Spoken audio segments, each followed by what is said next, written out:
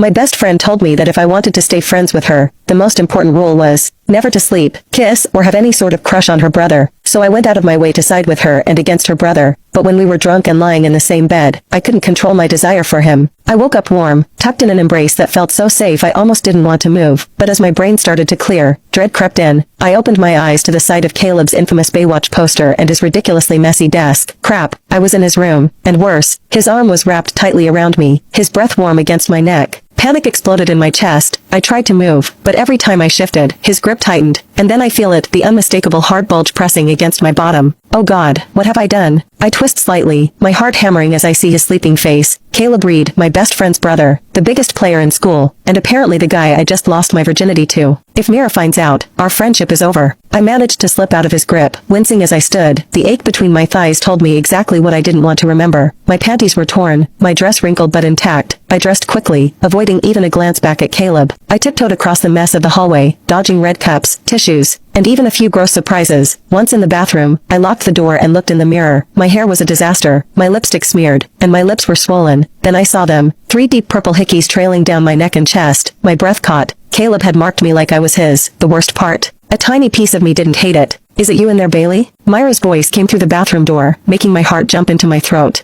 I frantically fixed my hair to hide the evidence and tried to look normal. Yeah, I'm almost done, just a sec. I opened the door. Mira leaned against the wall, arms crossed. Everyone already left. I need to pee so bad, she groaned and rushed past me. I hurried downstairs before she could study me too closely. In the kitchen, I grabbed the last water bottle from the fridge and chug it desperately, hoping it'll calm my flushed face. Up so early? I nearly choke, coughing and wheezing as I spin around. Caleb stands in the doorway, shirtless, his blue eyes locked on mine. My traitorous body immediately responds, remembering how those eyes looked at me last night, dark with desire. What have you done to Bales? Mira accuses, suddenly appearing. She pats my back while I continue coughing. I haven't done anything to Flower but greet her, he says, that familiar smirk playing on his lips as he approaches us. All right there, Flower? His hoarse voice sends shivers down my spine. You just caught me off guard, I manage, avoiding his intense stare. He reaches for my water bottle, his fingers grazing mine. The touch sends electricity shooting up my arm. He drinks while maintaining eye contact, and my stomach flips. Caleb, you're such a jerk. Mira smacks the bottle upward, making him choke. What the fuck, Mirabella? Mira rolled her eyes, then turned to me. I forgot to ask, last night. Where were you? Didn't see you in my room and looked everywhere for you. My mind races for an excuse. I can't tell her I was in her brother's bed, losing my virginity to him. The air was stuffy inside, so I went out back, ended up sleeping on the couch. The lie burns my throat. She studies me suspiciously. Why didn't you just come to my room? I felt too lazy to walk up those stairs. I offer weakly, sneaking a glance at Caleb. He's still watching me with that penetrating stare. Before Mira can interrogate me further, Click the link in my bio to get the full story for free.